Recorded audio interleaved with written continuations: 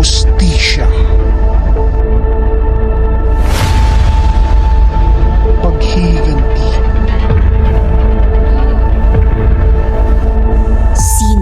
Sino nga ba ang pumatay?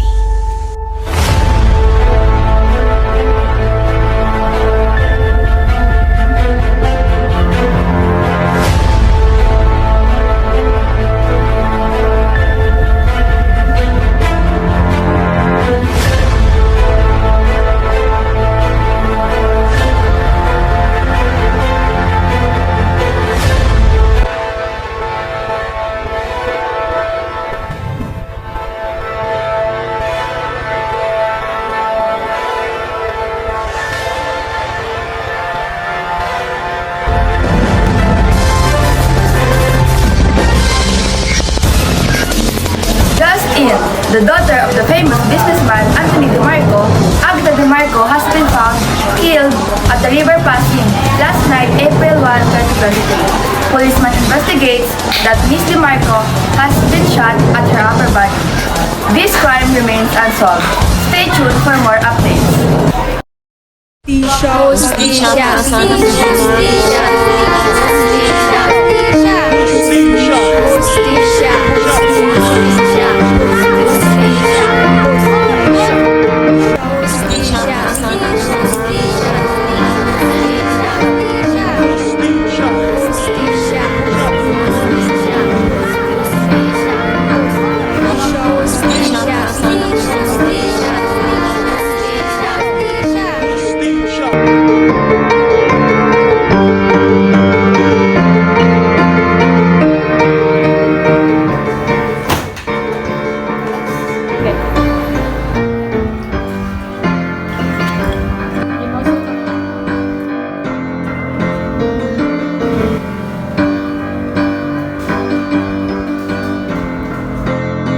Mr. DeMarco, Ang lungsod ay buhay ngayon. Ang mga lansangan ay nagproprotesta at hinihingi ng hustisya para sa pagpatay ng iyong anak. Ano ang gagawin mo? Hindi ko alam. Si David Morgan ang pumatay kay Agatha. Ngunit hindi ko ito mapapatunayan. Sa ngayon, presidente na siya.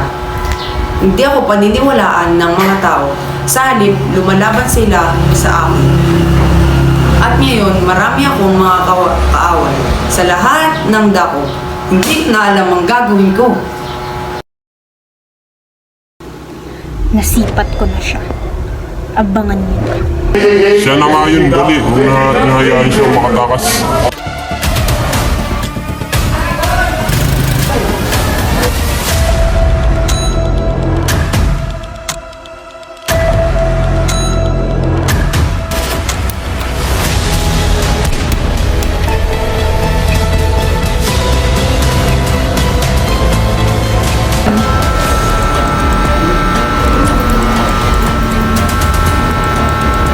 Raisa, ikaw ang pinagkakatiwalaan kong lingkod at kaibigan.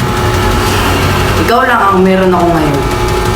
Hindi ko kayang labanan ito ng mag-isa. Kailangan kita sa tabi ko. Alam ko sir na malaki ang tiwala mo sa akin.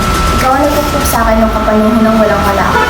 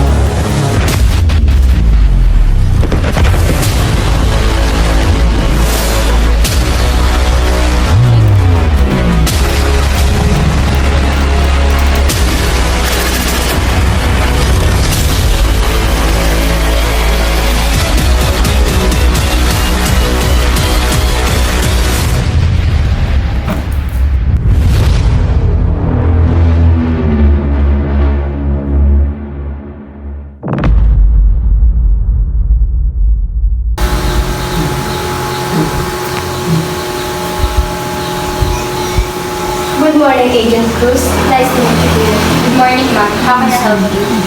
Kailangan ko mag-gather ng mga impormasyon tungkol kay David Morgan.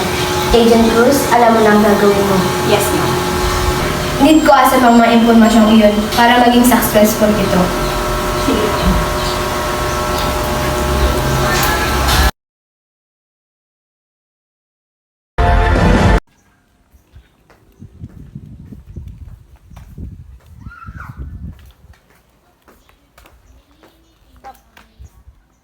Kailangan ko tulungan si boss para sa pagkamit ng usisa ng pagkawala ng kanyang anak.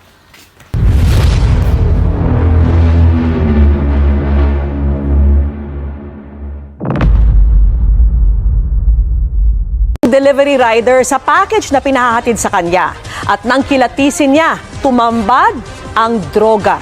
Nakatutok si June Veneracion, exclusive. Matagal ng hanap buhay ni Richard, hindi niya tunay na pangalan ang pagde-deliver ng package at pagkain gamit ang isang online app. Pero kahapon, bigla siyang kinutuban na may kakaiba sa tinanggap niyang package sa Caloocan na pinadadala sa San Jose del Monte, Bulacan. Ang deklarasyon ng nagpabook, cellphone holder ang ipapadala, pero shorts ang laman ng shopping bag na inabot sa kanya. Pag-abot niya po sa akin, sabi alis, doon po talaga pinagduda ko dahil first time po mangyari sa akin. Bago mag-deliver, huminto si Richard sa isang gas station at At ayon kay Richard, ang napadala sa kanya ng package ay isang babae na nagtatrabaho sa gobyerno. Good day, everyone! Uy, si Mr. President! Halika dito, President! Maari ko ba kayo ma-interview? Yes, ano kailangan niyo? Maari ko bang malaman kung ano ang inyong komento about sa sinasabi nila tungkol sa pagkakasangkot mo sa illegal drugging at money laundering?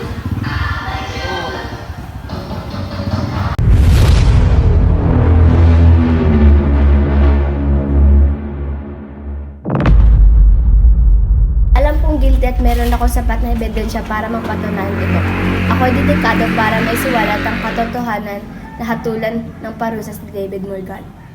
Maaari mo bang sabihin sa amin ang mga ebidensya laban kay David Morgan at tungkol saan ito?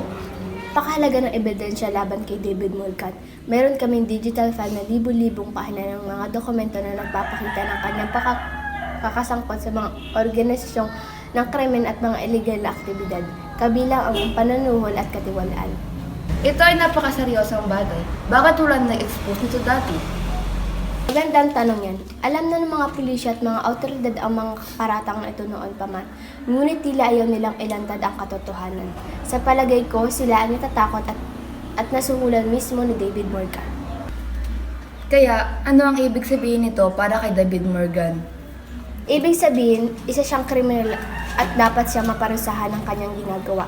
Madungisan ng kanyang reputasyon bilang Pangulo at tapos na ang kanyang karera sa politika. Agent Cruz, kinakailangan natin pagplanuhan ang paggalaw ni David Morgan.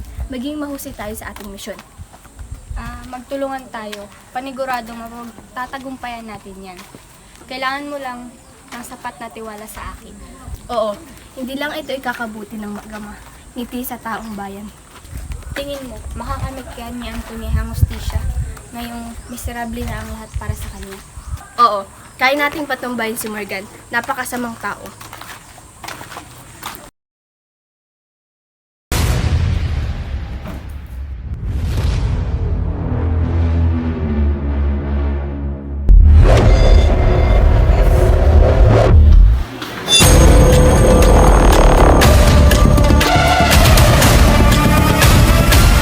Ninanais kong yung sinungi sa bigos.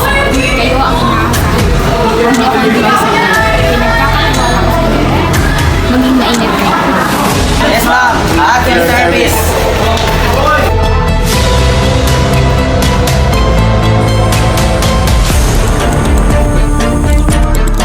Parang nakita ko talaga siya. Ayun.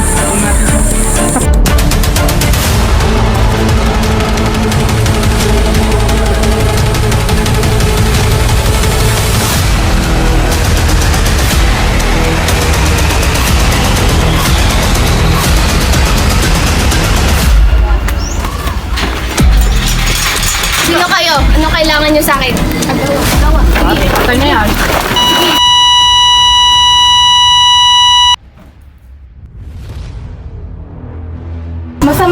kutob ko. Walang kalaban-laban ang target. Bakit kailangan pa ni David na palalain ang sitwasyon? Mas lalo lang siya nagkakasala. Mahal lang ako sa espiya, alam kong hindi na ito tama. Sumusobra na siya. Sa loob ng maikling panahon ng aking pagsiservisyo, isa lang ang tiyak ko. At yun ay ang hindi maaayos ang isang problema sa isa pang problema. Kamusta ang misyon?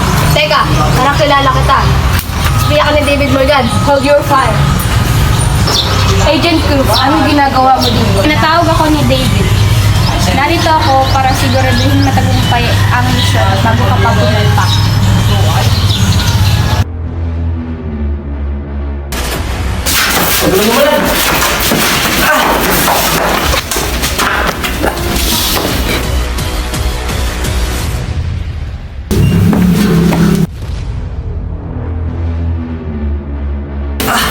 Tawan niyo ko. Well. Ang gulo ng kapalaran parang ama, parang anak. Pareho kayo mabubulok sa impyerno. Total, mag-isa ka na lang. At ako nagpa-atake sa iyong mayabang na kaibigan at nagpapatay sa anak mo. May katapat ka rin. Harapin mo ang kapalaran mo. At sino ha? Ha. Di ba wala?